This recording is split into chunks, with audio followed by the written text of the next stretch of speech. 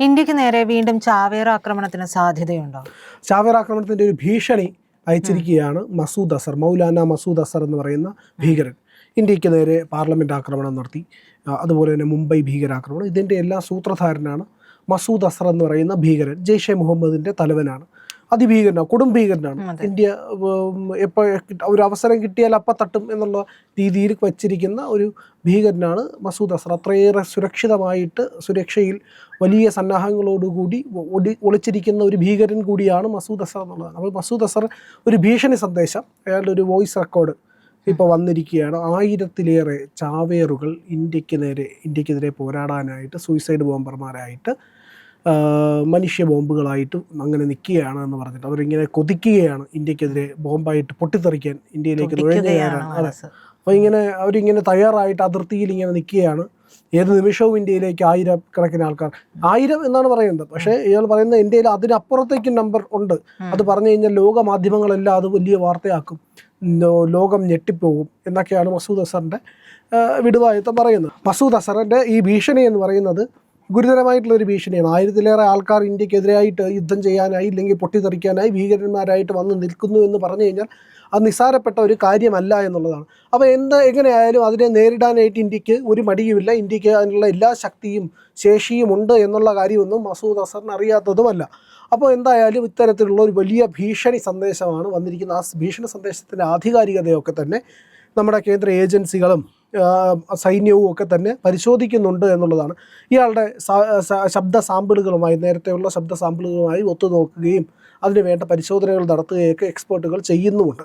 അപ്പോൾ ഇതിനെ പറ്റിയിട്ട് അന്താരാഷ്ട്ര തലത്തിലുള്ള മാധ്യമങ്ങൾ, അതുപോലെ തന്നെ ഡിഫൻസ് സൈറ്റുകൾ, എക്സ്പേർട്ടുകളൊക്കെ തന്നെ വിലയിരുത്തുന്ന ഒരു കാര്യം എന്ന് പറഞ്ഞു കഴിഞ്ഞാൽ ഇയാൾ വളരെയധികം ഫ്രസ്ട്രേറ്റഡ് ആണ്. അങ്ങേർക്ക് ഈ പറയുന്ന ഓപ്പറേഷൻ സിന്ദൂർ കഴിഞ്ഞതോടുകൂടി ഓപ്പറേഷൻ സിന്ദൂറിൽ 10-ലേറെ ഇയാളുടെ അടുത്ത ബന്ധുക്കൾ കൊല്ലപ്പെട്ടിരുന്നു മസൂദ് അസറിൻ്റെ.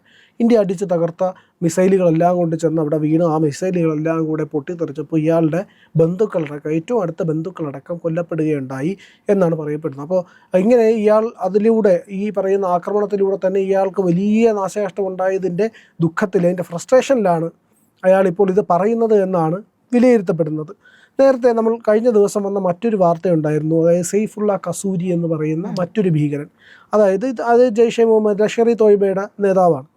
ഓപ്പറേഷൻ സിന്ദൂർ ആക്രമണം നടത്തിയപ്പോൾ ഓപ്പറേഷൻ സിന്ദൂറിൻ്റെ കാരണമായിട്ടുള്ള ഇന്ത്യയിലേക്കുള്ള ഭീകരാക്രമണത്തിൻ്റെ, അതായത് പഹൽഗാം ഭീകരാക്രമണത്തിൻ്റെ സൂത്രധാരനാണ് ഈ സെയ്ഫുള്ള കസൂരി എന്ന് പറയുന്ന ഭീകരൻ. ആ ഭീകരൻ ഒരു വലിയ വെളിപ്പെടുത്തൽ നടത്തി. അതായത് പാകിസ്ഥാൻ സൈന്യവുമായി തനിക്ക് അടുത്ത ബന്ധമുണ്ട്. പലതവണ ഇത് മുമ്പ് വാർത്തയായിട്ടുള്ള കാര്യങ്ങളാണ് ഈ ഭീകരന്മാരുമായിട്ട് ബന്ധമുണ്ടെന്ന്. പക്ഷേ ഇയാൾ പരസ്യമായിട്ട് പറയുകയാണ്, ഒരു വീഡിയോ ആണ് പുറത്തു വന്നത്, എനിക്ക് പാകിസ്ഥാൻ സൈന്യവുമായിട്ട് അടുത്ത ബന്ധമുണ്ട്. പാകിസ്ഥാൻ സൈന്യത്തിൻ്റെ പല തരത്തിലുള്ള ചടങ്ങുകളിലും ഞാൻ പങ്കെടുക്കാറുണ്ട്. ഈ പറയുന്ന മരണശേഷം കൊടുക്കുന്ന നമസ്കാരമുണ്ടല്ലോ, ആ നമസ്കാരത്തിനൊക്കെ പ്രാർത്ഥനയ്ക്കുമൊക്കെ ഞാനാണ് നേതൃത്വം കൊടുക്കാറുള്ള, പാക് സൈന്യം എന്നെ വിളിക്കാറുണ്ട് എന്നുള്ളൊരു വെളിപ്പെടുത്തൽ നടത്തിയിരിക്കുന്നു. അതായത് പാകിസ്ഥാനും ഭീകര സംഘടനകളും തമ്മിലുള്ള അഭേദ്യമായിട്ടുള്ള ബന്ധം, ഇവർ തമ്മിൽ വലിയ വ്യത്യാസമൊന്നുമില്ല. ഭീകരർ തന്നെയാണ് പാകിസ്ഥാൻ സൈന്യം, അവർ കുറച്ച് യൂണിഫോം ഇട്ടിരിക്കുന്നു എന്നുള്ളതേ ഉള്ളൂ. അവർ തന്നെയാണ് ഭീകരർ തന്നെയാണ് പാക് സൈന്യം എന്നുള്ളതാണ്. അപ്പോൾ അതുകൂടി തെളിവായിരിക്കുന്നു. അതിൻ്റെ ആ സമയത്താണ് ഇപ്പോൾ ഈ പ്രധാനപ്പെട്ട വാർത്ത വരുന്നത്. അതായത് മസൂദ് അസർ പറഞ്ഞിരിക്കുന്നത് 1000-കണക്കിന് ഭീകരരുമായിട്ട് വരുന്നത്. അപ്പോൾ ഈ ഭീകരർക്ക് ആരാണ് സഹായം കൊടുക്കുന്നത്? പാകിസ്ഥാൻ സൈന്യം തന്നെയാണ്. പാകിസ്ഥാൻ സൈന്യം, ISI, ഈ പറയുന്ന പോലെ തന്നെ പാക് ഭരണാധികാരികൾ, ഇവരെല്ലാം ഭീകരന്മാരെ വളർത്തുകയും ഇന്ത്യക്ക് നേരെ ആക്രമണം നടത്താൻ വേണ്ടിയിട്ട് തയ്യാറെടുപ്പിക്കുകയും ചെയ്യുന്നു എന്നുള്ളതാണ് ഇതിൽ നിന്ന് വ്യക്തമാകുന്ന കാര്യം. മസൂദ് അസറിന് എത്ര ഫ്രസ്ട്രേഷൻ ഉണ്ടെങ്കിലും ഈ 1000-കണക്കിന് ആൾക്കാരെയൊക്കെ റെഡിയാക്കി നിർത്തിയിരിക്കുന്നു എന്ന് പറഞ്ഞു കഴിഞ്ഞാൽ അത് ഒരു വിശ്വസനീയ അല്ലാത്തൊരു കാര്യമാണ് എന്നുള്ളത് കൂടി. മറ്റൊന്ന്, കാരണം ഇന്ത്യക്കെതിരെ യുദ്ധം ചെയ്യുക എന്ന് പറഞ്ഞു കഴിഞ്ഞാൽ അവരുടെ മതപരമായിട്ടുള്ള ഒരു ആവശ്യമായിട്ടാണ് പ്രഖ്യാപിച്ചിരിക്കുന്നത് എന്നുള്ളതാണ്. മതപരമായിട്ടുള്ളൊരു ആവശ്യമാണ്, ഞങ്ങൾക്ക് അതിനുവേണ്ടി വെമ്പൽ കൊണ്ട് നിൽക്കുകയാണ്. ആ കൃത്യം ചെയ്തു കഴിഞ്ഞിട്ട് സ്വർഗത്തിലേക്ക് പോകാൻ വേണ്ടി തയ്യാറെടുത്ത് നിൽക്കുകയാണ് ഈ ഭീകരർ എന്നാണ് മസൂദ് അസർ പറയുന്നത്. അതിനുവേണ്ടി ഇങ്ങനെ കൊതിച്ചു നിൽക്കുകയാണ് ആൾക്കാർ. സൈന്യത്തെയും ഈ പറയുന്ന അതിർത്തിയിലെ സുരക്ഷാ സംവിധാനങ്ങളെയൊക്കെ ഭേദിച്ച് അവർ രാജ്യത്തിനകത്തേക്ക് കടന്നു വന്ന് ഇവിടെ പൊട്ടിത്തെറിക്കും എന്നാണ് മസൂദ് അസർ പറയുന്നത്. ഈ മസൂദ് അസർ എന്ന് പറയുന്ന ഭീകരവാദിയുടെ വെറും ദിവാസ്വപ്നം മാത്രമാണിത് എന്നുള്ളത് ഒരു പ്രധാനപ്പെട്ട കാര്യമാണ്. കാരണം ഇന്ത്യയുടെ സുരക്ഷാ സംവിധാനങ്ങൾ പോസ്റ്റ് ഓപ്പറേഷൻ സിന്ദൂർ എന്ന് പറയുന്ന ഒരു രീതിയിൽ അനാലിസിസ് ചെയ്ത് നോക്കിക്കഴിഞ്ഞാൽ ഇതിൻ്റെ കറക്റ്റായിട്ടുള്ള ശരിക്കുള്ള വ്യക്തത നമുക്ക് മനസ്സിലാകും.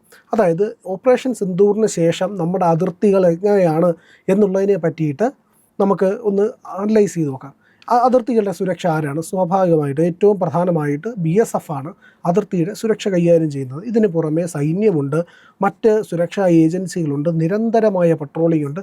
ഇത് മാത്രവുമല്ല, അത്യാധുനിക സാറ്റലൈറ്റുകൾ ഉപയോഗിച്ചുകൊണ്ടുള്ള കറണ്ടായിട്ട് ലൈവായിട്ടുള്ള ഏത് മൂവ്മെൻറ്റിനെയും അപ്പോൾ ക്യാപ്ചർ ചെയ്യാനും കൃത്യമായ നിർദ്ദേശം കൊടുക്കാനും ഓട്ടോമാറ്റിക്കായിട്ട് തന്നെ ആക്രമണം നടത്താനുള്ള ആയുധ സംവിധാനങ്ങൾ പോലും ഇന്ത്യയുടെ കയ്യിലുണ്ട് എന്നുള്ളതാണ്. അപ്പോൾ അങ്ങനെ ഇരിക്കുമ്പോൾ അതിർത്തിയിലൂടെയുള്ള നുഴഞ്ഞുകയറ്റം ഇപ്പോൾ അസാധ്യമായിരിക്കുന്നു. അതിനെ തടയുക എന്നുള്ളതല്ല, അസാധ്യമാണ് അതിർത്തിയിലൂടെയുള്ള നുഴഞ്ഞുകയറ്റം എന്നാണ്. ആ നുഴഞ്ഞുകയറ്റത്തെ തടയാനായിട്ട് കൃത്യമായിട്ടുള്ള സംവിധാനങ്ങളുണ്ട്. വനമേഖലയിലൊക്കെ തന്നെ ഡ്രോണുകൾ, ചെറിയ ഡ്രോണുകളൊക്കെ പറഞ്ഞു ചെന്ന് കൃത്യമായി നിരീക്ഷണം നടത്താനും ആക്രമണം നടത്താനും ശേഷിയുള്ള ഡ്രോണുകളെല്ലാം തന്നെ ഇന്ത്യയുടെ കയ്യിലുണ്ട് എന്നുള്ളതാണ്. അപ്പോൾ മസൂദ് അസർ പറയുന്ന ഈ കാര്യത്തിനെ ഈ ഫ്രസ്ട്രേഷനായിട്ട് തന്നെ കണ്ടാൽ മതി എന്ന് പറയുന്നതിൻ്റെ കാരണം ഇതാണ്. പിന്നെ ഏറ്റവും സുരക്ഷിതമായ രീതിയിൽ ആക്രമണം നടത്തി ഒരു പരിക്ക് പോലും ഏൽക്കാതെ ഭീകര കേന്ദ്രങ്ങളെല്ലാം തകർത്ത് തിരിച്ചു വരാൻ ശേഷിയുള്ള സൈനികർ കൂടി നമുക്കുണ്ട്. അത് നമ്മൾ മുമ്പുള്ള പല ഓപ്പറേഷനുകൾ, നമ്മുടെ സർജിക്കൽ സ്ട്രൈക്കുകളിലെല്ലാം തന്നെ കണ്ടതുമാണ്. അപ്പോൾ അങ്ങനെ ഒരു കരുത്തുറ്റ സംവിധാനമുള്ള, സൈന്യമുള്ള, സുരക്ഷയുള്ള ഒരു രാജ്യത്തിനോടാണ് മസൂദ് അസറിനെ പോലൊരു ഭീകരൻ വെല്ലുവിളിക്കുന്നത്, ഞങ്ങൾ ആയിരക്കണക്കിന് തീവ്രവാദികളെ അങ്ങോട്ട് അയക്കുമെന്ന്.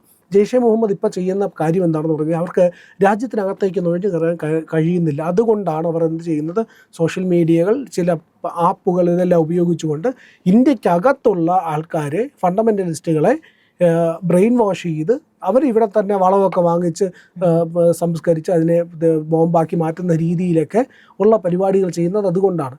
ഇല്ലെങ്കിൽ അവർ ഒരു ചെറിയ പഴുതെങ്കിലും കിട്ടിയാൽ അതുവഴി ഇന്ത്യക്കകത്തേക്ക് കടന്ന് ആക്രമണം നടത്തും. അത് നടത്താനുള്ള ശ്രമവും അവർ ചെയ്യുന്നുണ്ട്.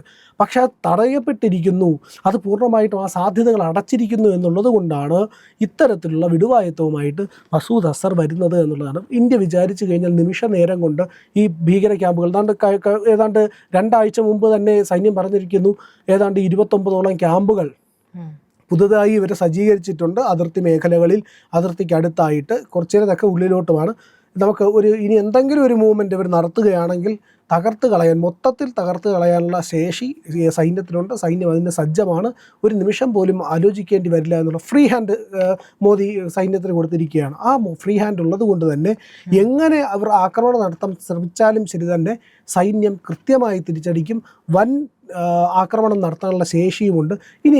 ഇനിയുണ്ട് ആക്രമണം ഉണ്ടായിക്കഴിഞ്ഞാൽ അത് മസൂദ് അസറിൻ്റെ തലയെടുക്കാനും കൂടി ആയിരിക്കുമെന്നുള്ളതാണ്. മസൂദ് അസർ ഇനി വേണ്ട എന്ന് ഇന്ത്യ അങ്ങ് തീരുമാനിക്കും.